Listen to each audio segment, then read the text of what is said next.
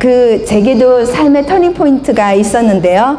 제 삶의 생각 패턴, 삶의 방향을 통째로 바꿔버린 사건이 있었습니다. 세상 이치가 그렇듯이 이렇게 원하는 대로 내 뜻대로 잘 되는 게 아니잖아요. 그리고 때로는 어이없는 사건이, 그리고 엉뚱한 만남이 내 삶을 끌어가기도 하는 것 같아요. 사람이 오는 것도, 그리고 어떤 기회가 오는 것도, 제가 이 길거리 강연, 이 무대에 서게 되는 것도 사실은 갑자기 일어난 일이기도 합니다.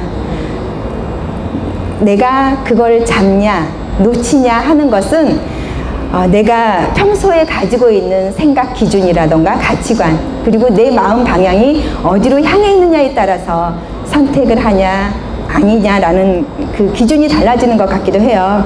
저는 대학 졸업 후에 어느 회사 식품과학 연구소에 일을 하고 있었는데요. 9년쯤 되니까 몸과 마음이 다 지치던 때가 오더라고요. 방전 상태, 번아웃 상태. 그때 무심코 인터넷을 뒤졌는데 어느 교육회사에서 공채 일기 모집 공고를 보게 됩니다. 근데 전인 교육 주식 회사였는데, 전인이라는 게 온전한 인간, 나날이 살아나는 인간, 전인 능력이라는 게 계속 뜻을 추구해 가면서 주어진 대로 삶을 사는 게 아니라 자기의 삶을 스스로 창조해 나갈 수 있는 그런 힘을 갖출 수 있는 프로그램을 개발하는 회사래요. 그리고 그 프로그램을 진행할 수 있는 진행 지도사를 뽑는 모집 공고였습니다. 그리고 그 프로그램을 이수를 하고 나면 사람을 살려낼 수 있는 어떤 힘을 가지게 된다는 거예요. 와, 되게 멋지더라고요. 그리고 더 놀라운 거는, 자, 1차 면접을 마치면 2차 면접이 있는데 그게 3박 4일 동안 다차원으로 진행된답니다. 그리고 그 모든 과정들은 KBS 방송 1호 스페셜에 특집으로 다 방영이 된다는 거예요. 그리고 모든 과정을 다 통과하고 나면 100일 동안 연수가 주어지는데, 어떠세요? 저는 멋지죠? 저는 와, 대박. 근데 어렵겠다. 그래서 놓쳤는데 너무 궁금한 거예요. 그래서 갔어요. 면접을 보러 갔는데 저는 여기서 정말 놀람을 겪게 됩니다. 보통의 면접은 아시다시피 직원을 뽑는 거는 긴장이 되고 되게 경직된 분위기에서 평가 위주로 진행이 됩니다. 근데 이 회사는 문을 열고 들어가는 순간 음악이 나오는 거예요. 그리고 대기 중인 면접 참가자들이 굉장히 많았는데 그 참가자들에게 긴장을 풀어주기 위해서 대표이사님이 나와서 신앙송을 해주시는 거예요. 한 명씩 호명이 되어서 면접관 앞에 앉았을 때 면접 질문들이 모두 꿈에 대한 것이고, 무엇을 하고 싶은지, 어떤 포부를 가지고 있는지, 주로 이런 삶에 대한 문제에 대한 그런 질문들이었어요. 저 면접을 보고 나서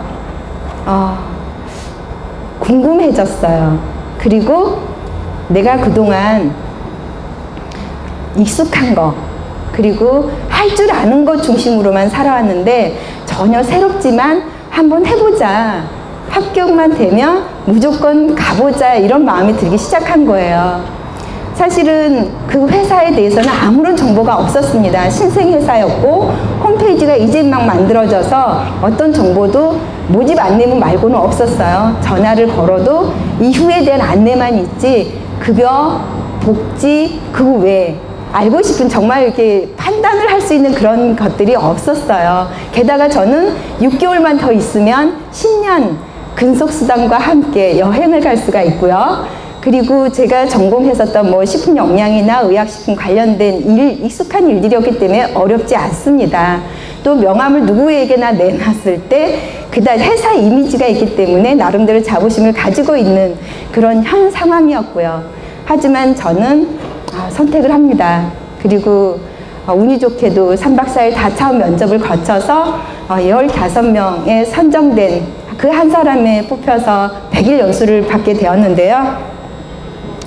100일 연수 과정은 지식을 가르치는 게 아니라 알미 아니고 됨이 이룰 수 있도록 훈련하는 과정이었어요.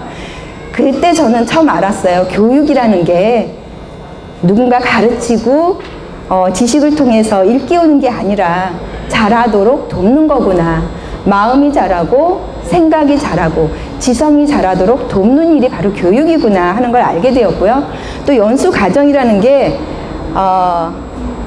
늘 들었던 당부 말이 비교하지 마라, 경쟁하지 마라, 스스로 틀짓지 마라, 제한하지 마라, 늘 스스로 한계 짓지 마라, 이런 것들이 자신의 성장과 자람을 방해한다, 이런 도움 말씀들이었어요. 그런데도 불구하고 저희는 늘 새로운 시도 앞에 주로 했던 말이 저는 별로 할 줄 아는 게 없어요, 안 해봤어요 라고 겸손하게 말을 했어요. 근데 그게 사실은 겸손한 말이 아니라 자신의성이었고 나 자신을 그 틀 안에 가두는 말이었습니다. 그럴 때마다 지도사님 했었던 말씀이 할 줄 아는 것이 없다는 것은 별로 중요하지 않다라는 거예요. 살펴보면 우리 삶에서 할 수 있는 것이 무궁무진하다는 것입니다. 그리고 정말로 중요한 것은 그 할 수 있는 것 중에서 정말로 하고 싶은 것이 뭐냐라는 것이죠. 이 할 줄 아는 것만 하는 사람은 그저 그만큼만 잘한다는 것입니다. 그래서 할 수 있는 것에 무한한 가능성에 도전하고 실천하는 사람은 지금 자신의 그 모습을 벗고 새로운 세계에 계속 나아갈 수 있는 그런 새로운 지평을 열 수 있는 힘을 가지게 되고 거기에 바로 행복과 기쁨이 차오른다라는 것이었습니다. 저는 사실 그 당시에 그 말씀들이 굉장히 신선한 충격으로 다가왔고 그게 계속 저를 뭔가 새로운 모습으로 거듭나게 하는 그런 계기가 되었었던 것 같습니다. 어떤 일을 시작할 때마다 제 시작은 항상 과거였거든요. 출발점이 내가 예전에 해왔었던 일들, 경험했던 어떤 경력, 배워왔던 지식, 그런 속에서 계획을 세웠고 시도하려고 했었기 때문에 뭘 시도하든 작은 모습만을 그려낼 뿐이었는데, 그래서 누군가는 상상하는 게 항상 즐겁다라고 그랬는데 저는 그 무한하게 상상할 수 있는 그 상황에서조차 생각에 늘 한계 부딪히곤 했어요. 내가 그려내는 모든 이미지들이 사실은 현재 가지고 있는 내 모습의 반대 개념이지 가능성이 항상 제한되는 그런 거를 느꼈었는데 그게 바로 과거의 나에서 출발되는 것이었기 때문이라는 걸 느꼈어요. 그래서 미래의 나에 초점을 두고서 지금 내가 정말로 하고 싶은 것이 무엇인가, 그렇게 시작하니까 달라지기 시작함을 느꼈고요.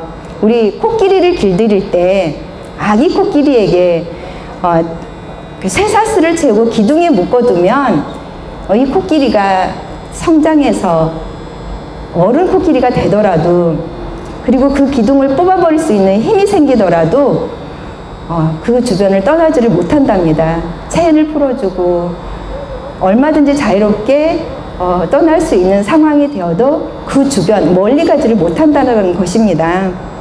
이미 각인된 어떤 습관, 그리고 어떤 이미지, 이런 부분들이 내가 그동안 가지고 있었던 명령과 지시와 그리고 시스템과 어떤 계획에 길들여져 있었던 내 모습과 크게 다르지 않았다라는 부분들이 찾아졌었고요.